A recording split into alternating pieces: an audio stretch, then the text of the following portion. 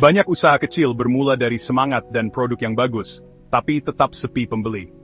Mungkin Anda pernah melihat toko dengan barang-barang menarik, atau bahkan mengenal teman yang membuat produk unik, namun tetap saja pembelinya sedikit. Ini adalah kenyataan yang sering dihadapi para pelaku UMKM di Indonesia. Mereka sudah bekerja keras, mengorbankan waktu dan tenaga, namun hasilnya belum sesuai harapan.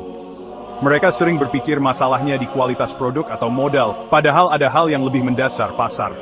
Banyak yang mengira jika produknya diperbaiki atau modal ditambah, maka pembeli akan datang.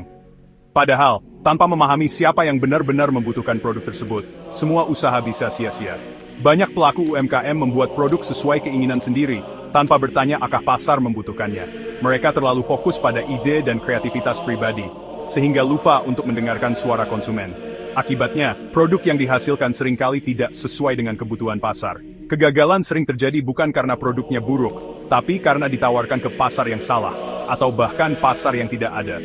Banyak usaha tutup karena tidak ada permintaan nyata, meskipun produknya berkualitas. Salah riset pasar adalah penyebab utama kegagalan UMKM.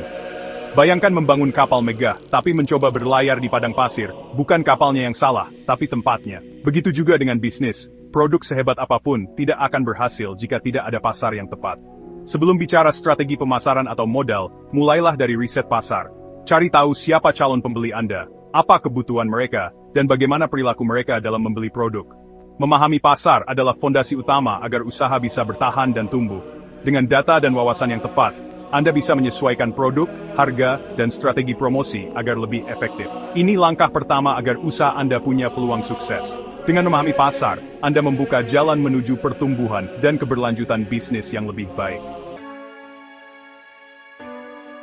Budi, seorang pemuda sederhana dari Jawa Tengah, memutuskan untuk melanjutkan usaha keluarga dengan membuka toko kue bolu kukus, resep warisan neneknya yang sudah terkenal di kampung. Dengan penuh semangat, ia berharap toko kecil ini bisa menjadi sumber penghidupan baru, sekaligus menjaga tradisi keluarga. Namun, kenyataan tak seindah harapan.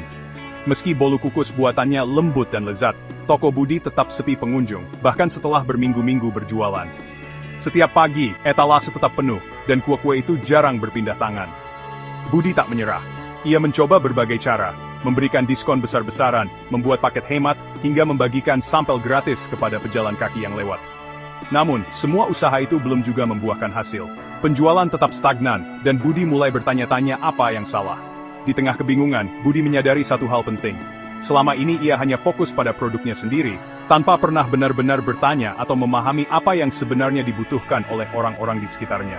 Suatu hari, seorang pelanggan berkata jujur, "Di sekitar sini banyak pekerja dan anak kos. Kami butuh camilan yang praktis dan mudah dibawa, bukan kue utuh yang besar." Kata-kata itu membuat Budi tertegun dan mulai berpikir ulang.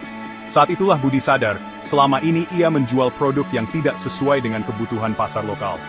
Ia terlalu yakin dengan resep warisan, tanpa menyesuaikan diri dengan lingkungan dan gaya hidup pelanggan di sekitarnya.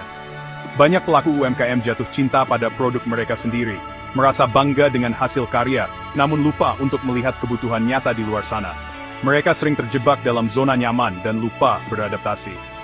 Padahal kunci bisnis yang sukses bukan hanya soal menciptakan produk terbaik, tapi tentang memberikan solusi nyata untuk kebutuhan pasar. Mendengarkan pelanggan dan berinovasi sesuai permintaan adalah hal yang sangat penting. Pelajaran dari kisah Budi sangat jelas. Jangan hanya melihat ke dalam, tapi lihatlah keluar. Pahami lingkungan, dengarkan suara pasar, dan baru ciptakan produk yang benar-benar dibutuhkan.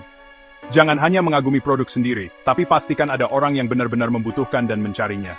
Dengan begitu, usaha kecil pun bisa tumbuh dan bertahan di tengah persaingan. Sepertinya produk ini bakal laku, adalah awal kegagalan. Bisnis yang hanya mengandalkan perasaan, bukan data, ibarat berjudi. Riset pasar tak harus rumit, mulailah dari pertanyaan sederhana, apa yang ingin dibeli orang? Ganti asumsi dengan fakta, cari tahu kebutuhan nyata lewat data, bukan perasaan. Data bisa didapat dari internet, media sosial, atau obrolan dengan calon pembeli.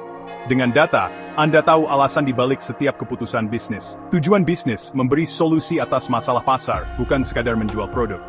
Jadilah detektif, kumpulkan tunjuk dari pasar, lalu rancang produk yang tepat.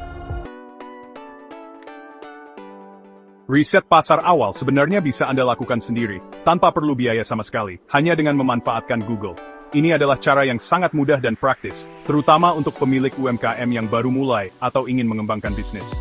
Anda tidak perlu alat mahal atau keahlian khusus, cukup koneksi internet dan rasa ingin tahu. Langkah pertama, coba cari kata kunci produk Anda di Google. Tapi bayangkan, Anda adalah calon pembeli. Ketikkan kata kunci yang menurut Anda akan digunakan pelanggan, lalu perhatikan saran pencarian otomatis yang muncul. Saran ini adalah cerminan dari apa yang sering dicari orang lain, dan bisa jadi inspirasi untuk memahami kebutuhan pasar. Langkah kedua, fokus pada bagian People Also Ask di hasil pencarian Google. Di sana, Anda akan menemukan pertanyaan-pertanyaan nyata yang sering diajukan calon pembeli. Setiap pertanyaan ini bisa membuka wawasan baru tentang apa yang sebenarnya dicari, diinginkan, atau dikhawatirkan oleh pasar Anda. Setiap pertanyaan yang muncul adalah peluang emas untuk memahami lebih dalam kebutuhan, keinginan, atau bahkan kekhawatiran calon pelanggan Anda. Catat pertanyaan yang sering muncul, karena ini bisa menjadi bahan untuk strategi pemasaran atau pengembangan produk. Langkah ketiga, jangan lupa untuk melihat bagian Related Searches di bagian paling bawah hasil pencarian Google. Di sini, Anda bisa menemukan tren, variasi produk, atau kata kunci lain yang sedang naik daun. Ini sangat berguna untuk memperluas ide produk atau menyesuaikan penawaran Anda. Catat semua temuan menarik yang Anda dapatkan dari proses ini. Setiap data, pertanyaan, atau kata kunci adalah sinyal permintaan pasar yang bisa Anda manfaatkan untuk mengambil keputusan bisnis yang lebih tepat. Ulangi langkah-langkah ini untuk beberapa ide produk yang berbeda. Semakin banyak kata kunci yang Anda coba, semakin luas wawasan yang bisa Anda dapatkan tentang pasar. Dalam waktu hanya 30 menit, Anda bisa mendapatkan banyak sekali wawasan berharga tanpa mengeluarkan biaya sepeser pun. Mulailah sekarang, dan temukan peluang baru untuk bisnis Anda. Rina, pemilik kedai kopi, merasa bisnisnya stagnan. Ia mulai riset sederhana di Google, menggali kata kunci dan pertanyaan terkait kopi literan. Ia menemukan permintaan untuk kopi non-kafein, oat milk, dan paket kopi untuk acara. Rina segera menawarkan paket rapat dan varian baru, kopi susu oat milk dan decaf. Hasilnya, pesanan langsung meningkat, bahkan dari segmen pelanggan baru. Rina tak lagi menebak-nebak, tapi menjawab permintaan nyata pasar. Ia membuktikan, in the Fates the means ground is burning with paramus safety. Cari, X budget. Perusahaan besar pun memulai dari langkah kecil, didasari data, bukan sekadar keberuntungan. Kunci sukses UMKM eksekusi cepat berdasarkan data, bukan menunggu data sempurna. Data tanpa tindakan hanyalah angka, harus diuji di pasar nyata.